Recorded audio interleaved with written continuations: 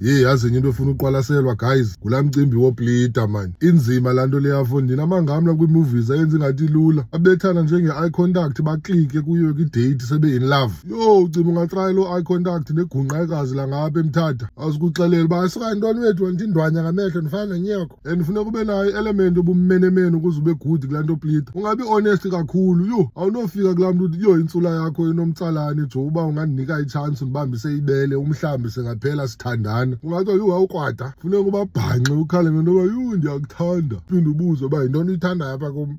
Funeka uxokile again because awunothi hamba ngase sihlale apha sibambe apha xa une-chance. But ke asikho lapho namhlanje man guys. Uqine isibindi ke efonini uzincame uye kweza dates uplite ligqwirhakazi. Uske still ungavunywa ukuthi hayi ingxaki wena ingathi ungandithanda kakhulu. Uqonda apho fonini kanti ufuna ntoni utsho ngesiphongo esikhulu ingathi ucwangcisa ngediscipline. But ke wethu guys kusemhlabeni apha man yazi. Umuntu makavume lo muntu afuna umvuma man yo as long as yena happy qha.